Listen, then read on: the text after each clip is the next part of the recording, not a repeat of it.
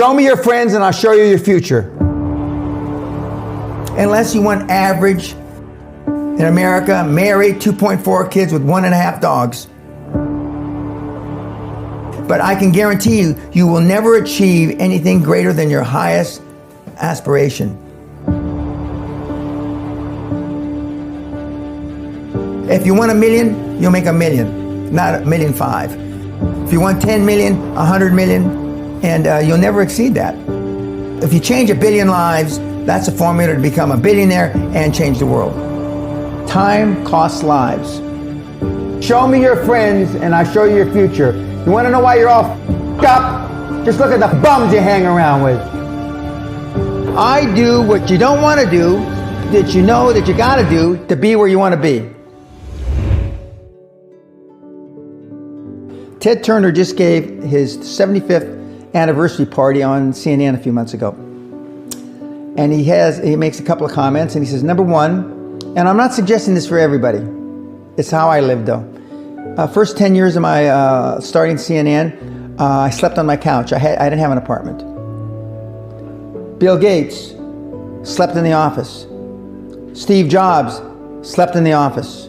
And I can go down a whole list. Now these are super successful, mega wealthy guys. I slept in my office.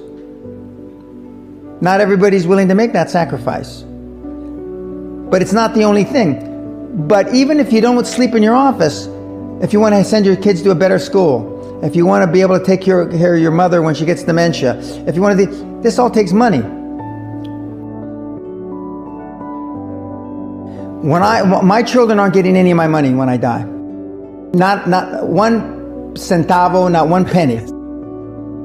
And 2 of my kids are cool with it. One of them's not so cool with it. I'm not gonna, I think Andrew Carnegie, by the way, Andrew Carnegie, arguably the richest, most successful entrepreneur of all time, he said the best thing that you can have for a child is him to be born into poverty. And I agree.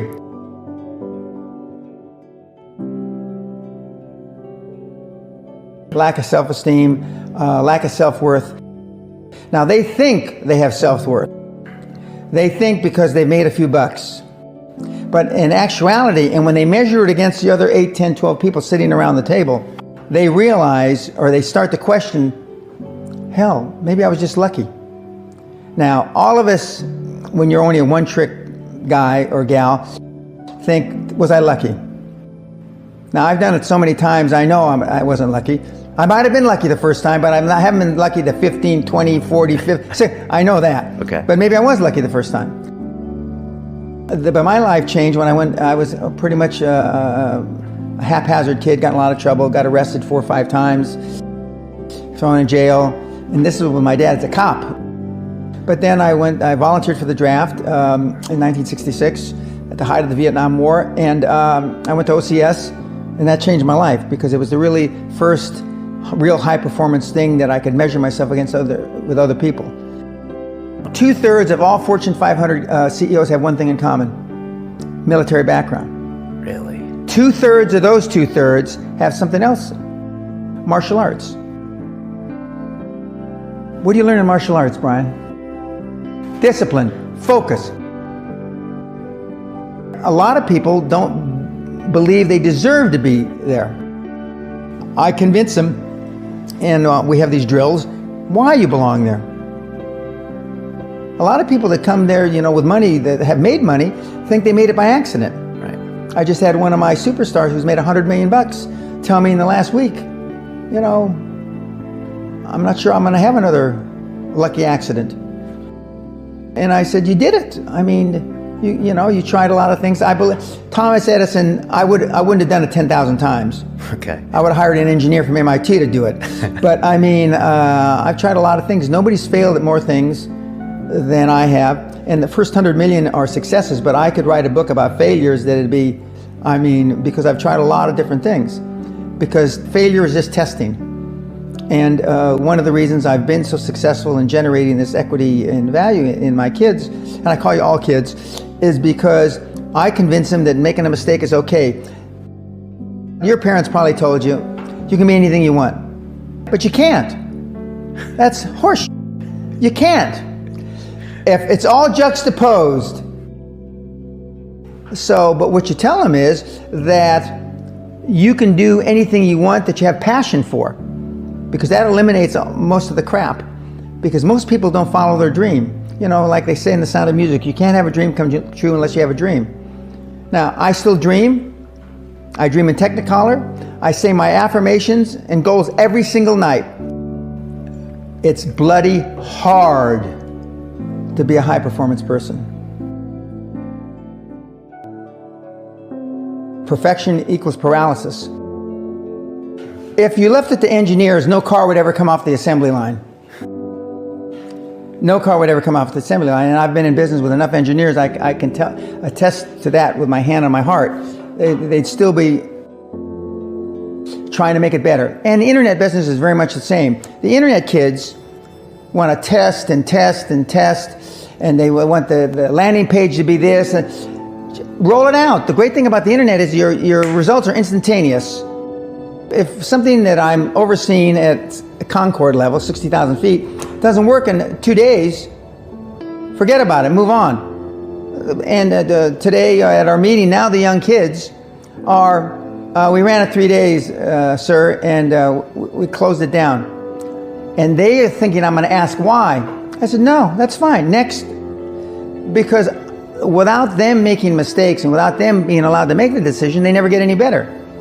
And 95% of the time, I know probably better than they do. We're never going to be able to know everything or have them know everything unless they make some mistakes and get comfortable with making mistakes. What gets measured gets accomplished. Without measurement, you're just fooling yourself. Before I had any money, I used to go to the Rolls-Royce dealers and sit in the cars and smell the leather, touch the leather, okay?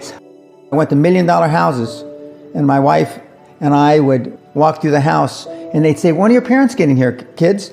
No, we are the buyers. Practice within when you're without.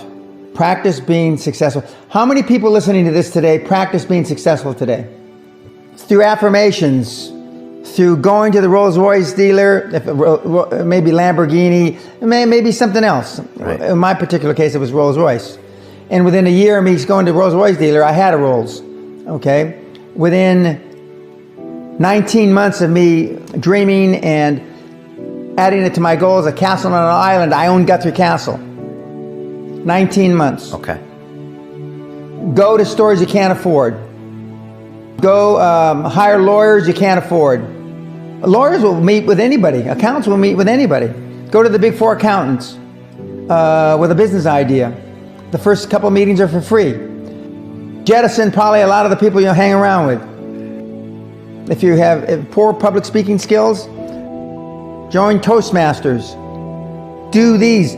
If you went to a good school and you're not successful, go to the alumni deals. Okay? I didn't go to a good school. I'm a perfect living example that a lot of trouble as a kid, working class background, my parents, went to just a mediocre university that I flunked out of 3 times before I finally graduated with honors, but and had no money to begin with, $820. So it's all possible. But I devoted myself to feeling successful. I was wearing suits like this before I could afford them. Most people procrastinate because they're unsure, so just do it. And but I've never had a problem just doing it, because one of the things is you learn as a young combat infantry officer is time costs lives. We overanalyze because we're unsure. We don't overanalyze because we are not sure if it'll work or not. We're more worried about, on the emotional side, it embarrassing us.